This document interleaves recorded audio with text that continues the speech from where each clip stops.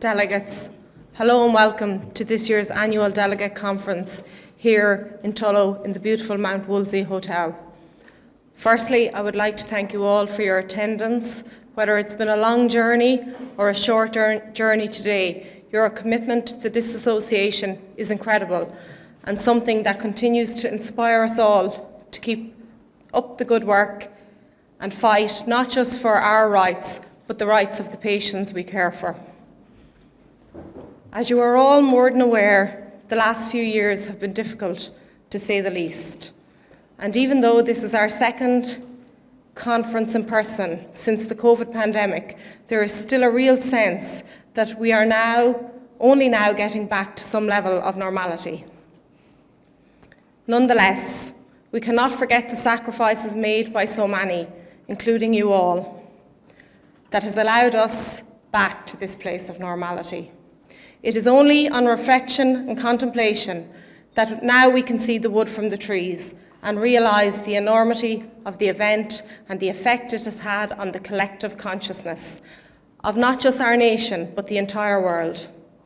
Colleagues, we must never forget the sacrifices of those left behind, the dedication of those that cared, and the ultimate fragility of the human race. A mark on our conscience that will never fade. Our thoughts will always be for those lost and for the loved ones they left behind.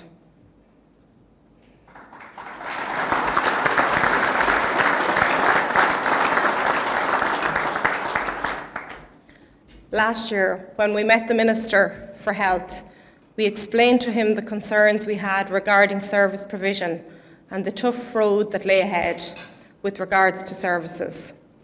The Minister was clearly concerned and spoke of his intention to expand services in line with sharing the vision, and spoke of his want to deliver such things in the shorter rather than the medium or long term.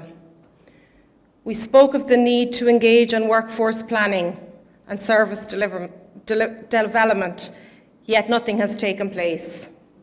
Documents such as sharing the vision and vision for change have become no more than paper exercises and opportunities for photographs and press release.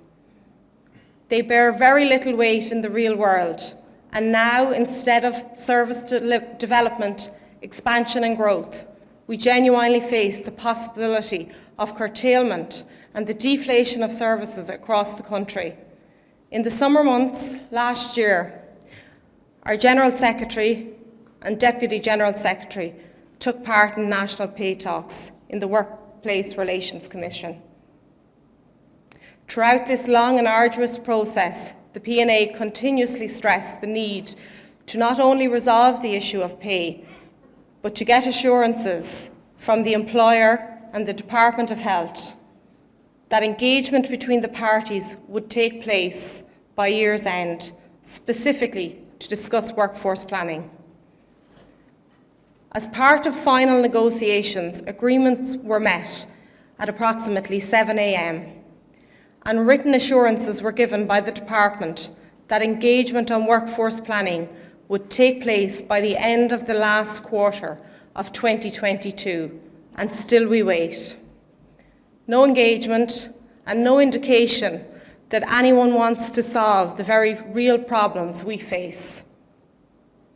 This year, conference will focus on shortages in our service, something that is replicated in every service within the HSE. Whether it be our acute units, our ID units, our psychiatry of later life units, or our adolescent units, or any other service you wish to mention, the fundamental crisis that faces us all is that of staffing. The HSE has become a behemoth of gaps, crevices, and chasms. A place where the question is not, are you fully staffed, but are you staffed at all? The shortfall has become standard. The abnormal has become normal, and the unacceptable becomes more acceptable as each day passes. When do we say, enough is enough? When does our constant barrage of highlighting concerns become a breaking point? When will the HSE and government bring the same level of concern to the table? This year, we have continued to see disruption to our child and adolescent services across the country. Lindara has been a regular contributor to local and national news over the years due to staff shortages and curtailment of services.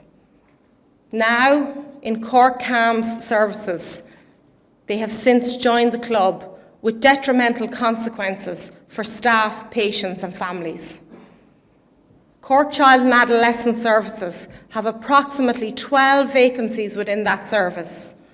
Compared to our adult service, this would seem minimal, but unfortunately, those dozen nurses are the difference between having a workable service and having practically no service at all. Over the last 6 months, this has resulted in unprecedented action being taken by the HSE in order to maintain services.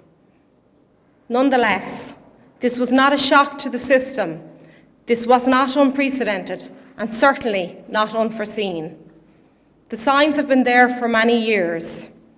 High staff attrition rates, concerns regarding management's ability to retain staff were a constant point of discussion, and staff continuously discussed the possibilities available to them to elsewhere in the services. These did not come about due to the inability to recruit, but rather the inability to retain. There was no attempt by the HSE to question why we could not keep these nurses, no probing of their intentions to leave in an attempt to learn, only paperwork to be completed and payroll to be informed.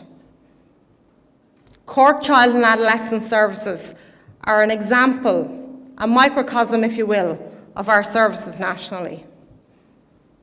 The HSE, this government, knows the cost of everything, but the value of nothing. Look at what is happening in our services right now. Across the board, we're experiencing shortfalls in staffing and service provisions. The cause of this is the inability to not just retain staff, but to ensure we have enough nurses coming into the system. We are not competing with only private employers, but now with health services of the nations across the world. When nurses feel undervalued, overworked, and burdened beyond belief, the natural response, the human response, is to fight or flight. During the pandemic, we were told that this was a war, that nursing staff were the front line and the orderly response was to fight. Now, with the trenches gone, nurses all over the country have the ability to flee to wherever they want. The employer, would appear, has yet to realise this. As their most valuable assets walk out the door, there is no question of how do we get them to stay. What can we do to better entice them to stay with us? More often than not, there are no words at all. This is a time for leadership, not procrastination. I ask that the HSE and the department come to the table immediately in order to plan for the future rather than to watch it burn.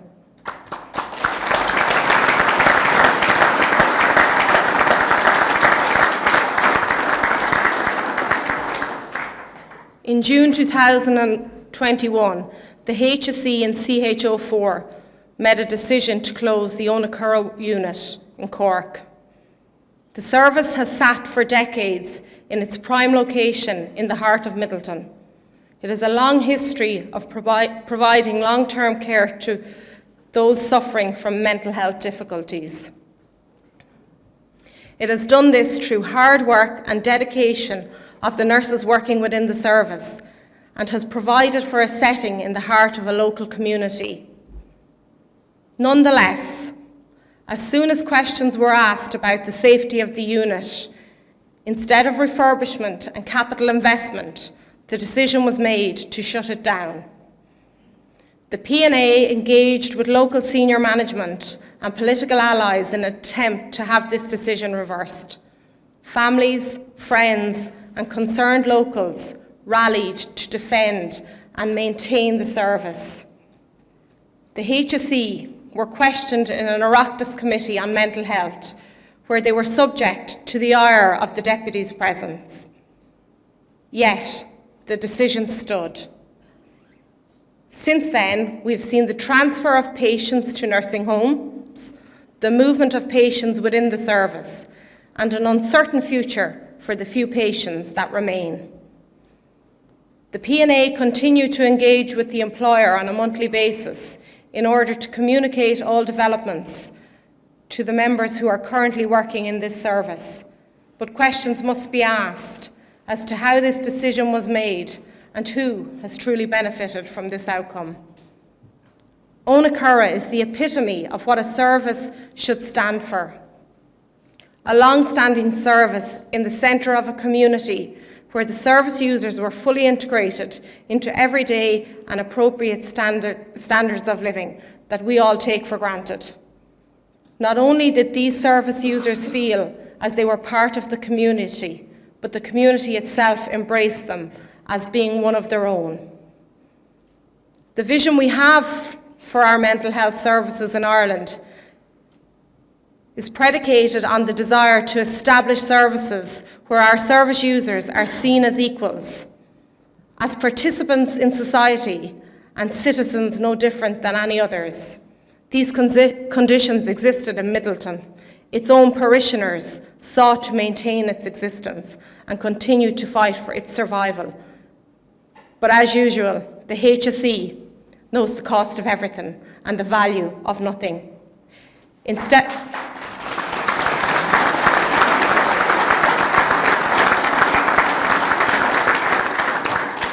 of services in Cork going forward, they wish to revert to days of old, sending patients to rural services, out-of-the-way retirement homes, and to communities that these men and women do not call home. I say to the HSE, this decision is a disgrace to all and indicative of the overall lack of empathy well established within the higher echelons of the HSE.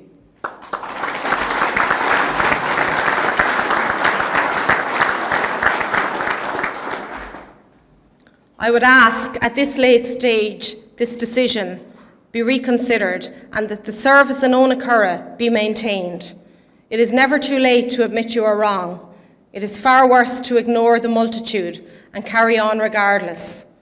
One thing is certain, it will take decades to restore to Midleton what it now already has and perhaps will never be restored at all. Since our last conference, we were delighted to see the opening of the new state-of-the-art forensic services in Portrane, County Dublin.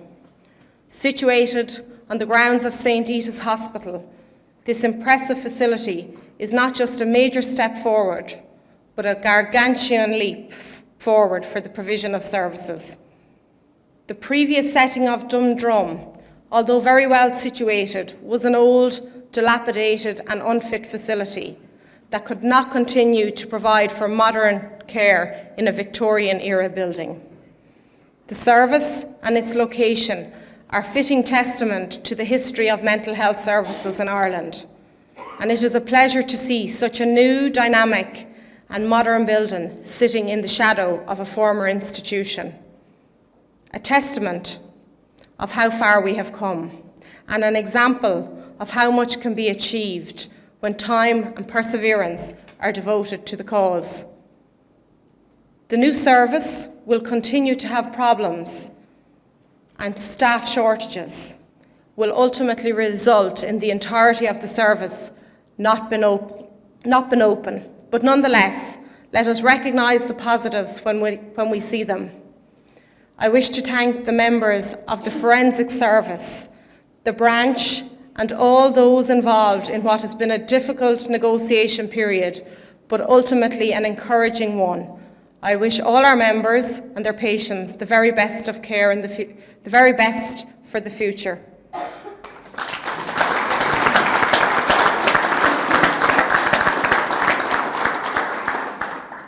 In December 2018, the review of the role and the function of HCAs document, healthcare assistance document, was published by the HSE.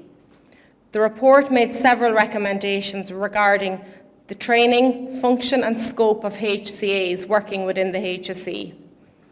These recommendations are now under discussion with several implementation forums at which the P&A are well represented by Peter Hughes, Aisling Culhane and Caroline Briley. These implementation forums are split into separate groups, including oversight, education, training, and the role and function. The process at hand has been slow and arduous, but incredibly important to ensure that nursing positions are maintained and that any implementation of the report is not at the detriment of our own structure. Our approach has been and will continue to be entirely nurse-centred, patient-focused and professionally led, without apology to same. These principles of nursing practice and governance must always be to the forefront, and I can assure you all and the entire membership that myself and the rest of the officer board will be returning to you as issues progress, possibly through a dedicated NEC when the time comes. The NASRA branch of the P&A over the last 13 years continue their battle for the right to a representation by a union of their choice. It would be fair to say that their campaign for recognition was forced into hibernation during the COVID pandemic, but I can report without doubt that their fire has not diminished. Our NASRA colleagues join us here today, and once again, I wish to assure them of our commitment and dedication to this cause. Our full-time officials and the NASRA committee continue to support our members on the ground in relation to industrial relations disputes with the National Ambulance Service and have successfully progressed issues as far as the High Court in order to protect and defend NASRA members from unfair and unjust actions. I can assure you that a plan to continue this fight is already in place and steps are being taken to ensure a positive outcome. As I have said before from this podium, we are not going away, we are steadfast in our beliefs, and it is not a question of if, but only a question of when. We continue to guarantee to our NASRA colleagues our time and our support for however long it's required, and I call on the HSE and government to end this debacle and concede to the rights of the workers and their rights to representation.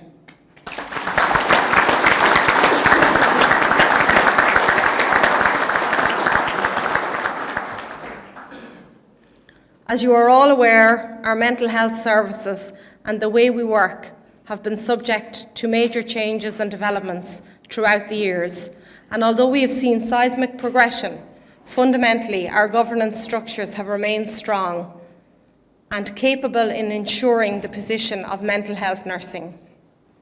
Unfortunately, our intellectual disability services have and continue to have a very poor attitude towards governance and proper nursing structures.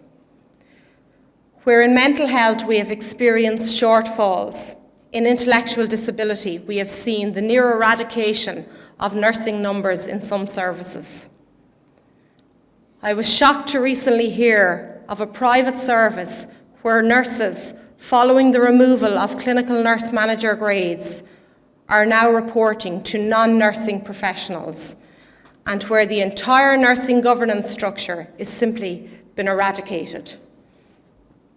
We obviously do not have the same level of saturation in ID services as we have in mental health, but nonetheless we have a large cohort of members working in these services.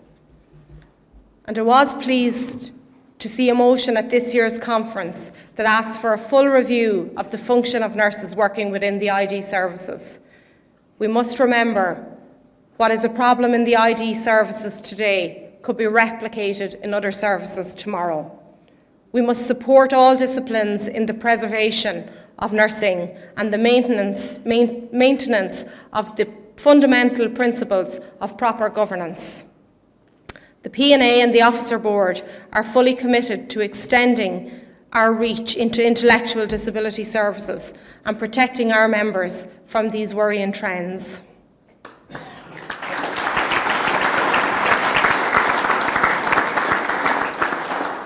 I would very briefly like to mention some issues that have arisen over the last few months that are very pertinent to our profession. Firstly, in January of this year, the Mental Health Commission revised the rules governing the use of seclusion and the Code of Practice for Physical Restraint.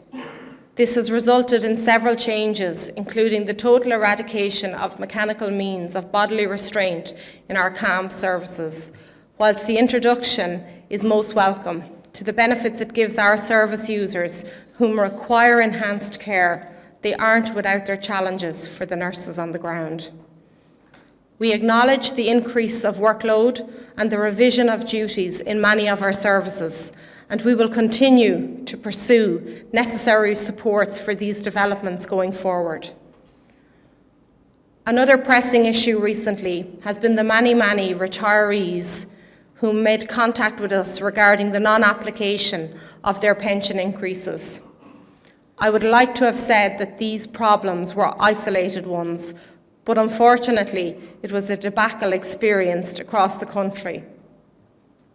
Following representation by the P&A, assurances were given by the HSE to resolve this issue. I am glad to say the majority of individuals have seen payments, but many remain unresolved. It has been indicated by superannuation that these outliers will be resolved by the end of the month, but we will need to keep a sharp eye on these issues going forward. Our major concern at the time of these issues coming to light was the fact that these issues have been ongoing for months and in some instances years. Although the retired members of the staff that are not directly linked with local branches, we do want to know if problems like this exist. And I would ask all retired staff and soon to be retired staff to be cognizant of your entitlements and to contact us where issues arise. Just before I finish, I would like to take an opportunity to say a few words of thanks and some congratulations. I would like to extend my congratulations to our new board members. Our trustee Robbie Redmond from the St Brendan's branch, congratulations on your successful election for a 3-year term. I want to welcome to the Officer Board the new National Forensics representative Pádraig Shanley, Con Burke from the Portlaoise Mental Health Services, and the new CAMS representative, Ms. Aoife Donoghue from Lindara branch. I wish you all every success. And with regards to the CAMS candidate representation, I hope this is a landmark year for the P&A with a dedicated CAMS representative for our services nationally. There is much need for a strong voice to represent the members on the ground.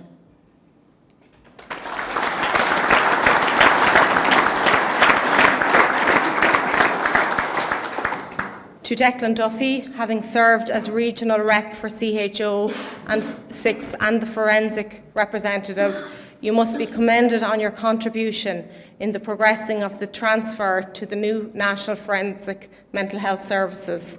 Your commitment and hard work did not go unnoticed, and on behalf of the board, I would like to extend you a very deep and meaningful thank you and wish you every success in the future.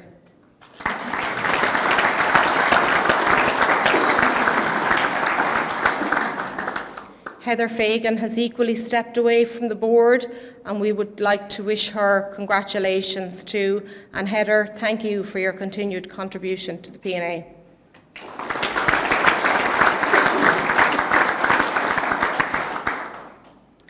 After 14 long years on the board, we sadly lose the advice and support of our much trusted trustee Liz Collins.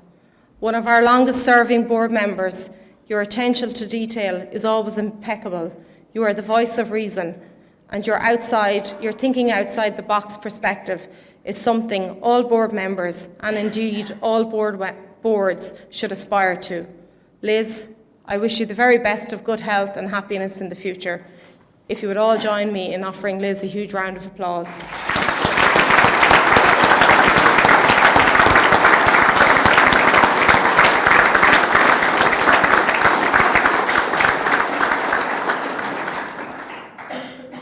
I would like to take this opportunity to acknowledge the successful election of Mark Johnson to the NIMBY board in the Psychiatric Division, and thank Siobhan McAndrew on contesting the intellectual disability post.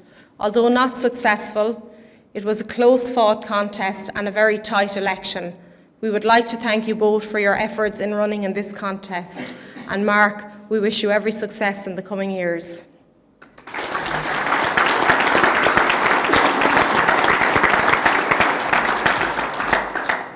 Delegates, events such as annual delegate conference do not just happen without preparation and hard work behind the scenes. As always, Philip and his AVA crew are at hand, Warren from AutoQ and Mark, our photographer. I wish to thank you for your continued professionalism.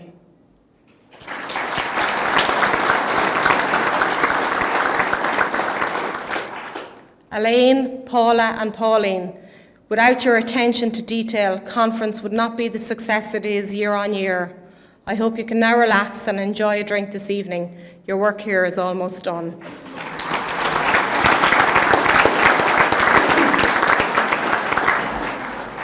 To our students and our guest speakers, I'd like to thank you for taking your time to come and present to us at our annual delegate conference. It's much appreciated.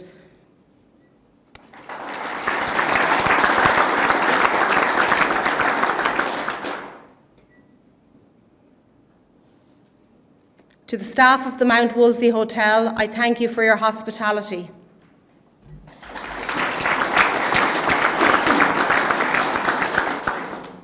I wish to thank this full-time staff, Peter, Michael, Aisling, Caroline and Niall, for your continued support to not just myself, but to the entire board. And to my colleagues on the officer board, I wish to thank you and your family for your continued commitment to the P&A. It is no easy task representing members on the ground, all whilst doing the full-time day job and holding down family commitments.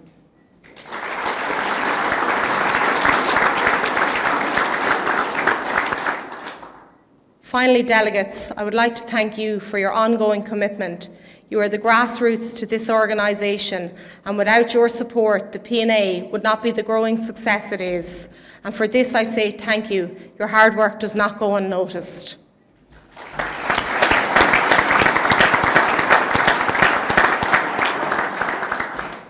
And just before I leave the podium, I finally wish to comment on this disgrace surrounding the implementation of a scheme for those suffering from long COVID.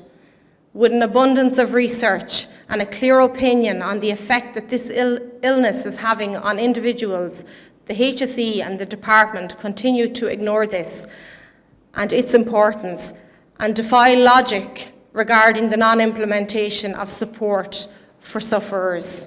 We have now seen the postponement of a WRC on 2 separate occasions and hope now to commence on May 16th. For a small number of our members, this is the only issue of any real importance to them, with the prospect of no safety net being afforded to them. We hope that common sense, decency and justice prevails in our upcoming negotiations.